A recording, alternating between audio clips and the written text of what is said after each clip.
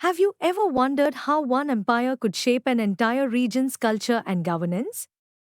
Let's dive into the fascinating world of the Mughals. In the Middle Ages, the Mughal Empire became a powerful force. Starting from cities like Agra and Delhi in the 16th century, it grew to control much of the Indian subcontinent by the 17th century.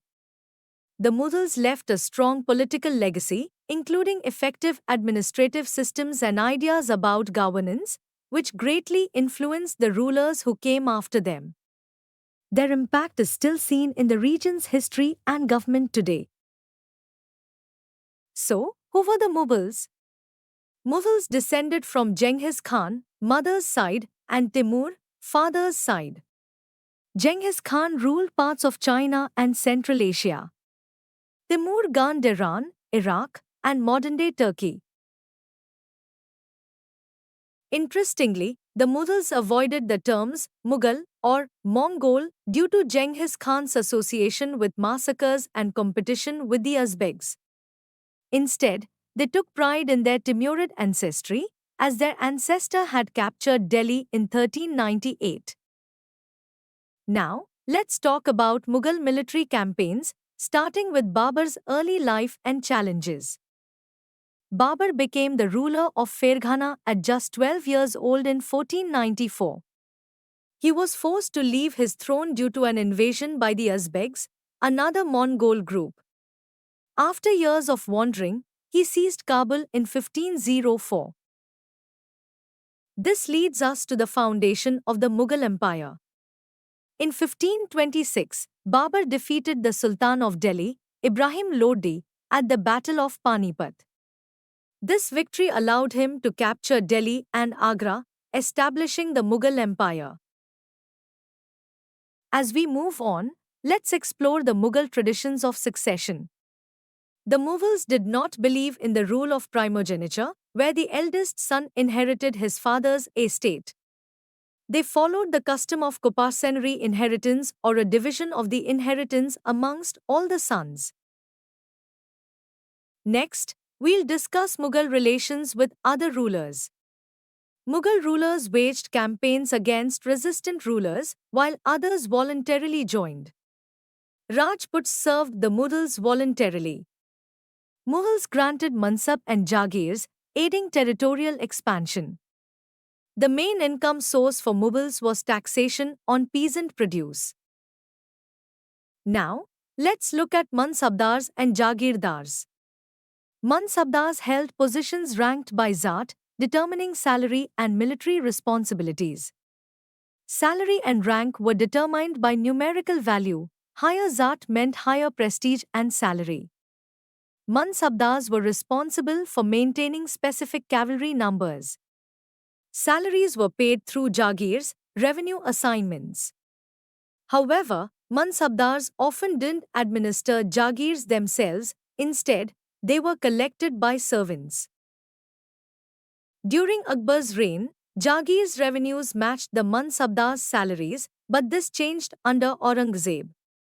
Actual revenues often fell short of granted sums during Aurangzeb's rule. The increase in the number of mansabdars led to a shortage of jagirs, causing delays in allocation.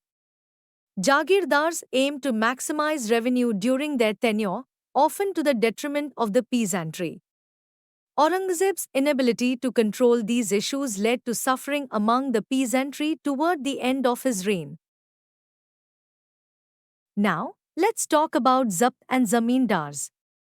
The main income for Mughal rulers was taxation on peasant produce, often collected by Zamindars. Todar Mal, Akbar's revenue minister, surveyed crop yields and prices from 1570 to 1580 to establish cash taxes on each crop.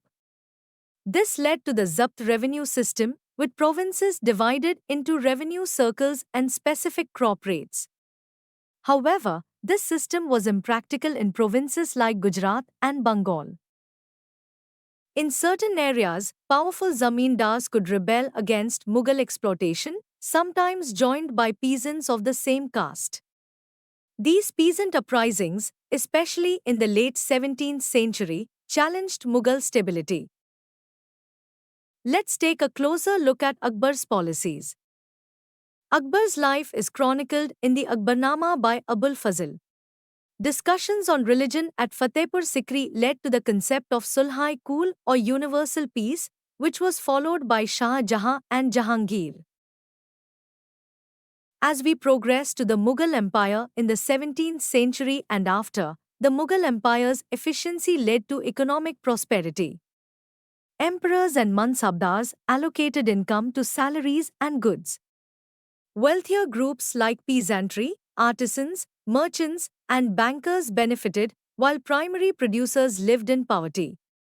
By the 18th century, some provinces declared independence while recognizing Mughal authority. Let's wrap up with some important dates. 1237. Genghis Khan died. 1404. Timur died. 1526 to 1530. Reign of Babur. He captured Delhi in 1526 by defeating Ibrahim Lodi and laid the foundation of the Mughal Empire. 1539. Sher Shah defeated Humayun at Chausa. 1540. Sher Shah again defeated Humayun, this time at Kannauj. 1555. Humayun recaptured Delhi. 1556. Akbar became the Mughal emperor at the age of 12. 1668. Akbar seized Sisodiya, capital of Chittor. 1669. Akbar seized Ranthambore. 1605 to 1627.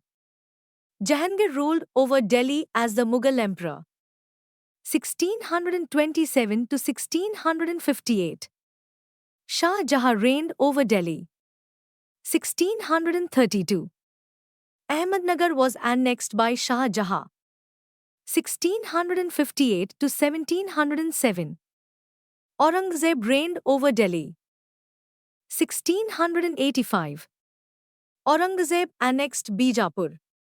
1687. Aurangzeb annexed Golconda. 1698.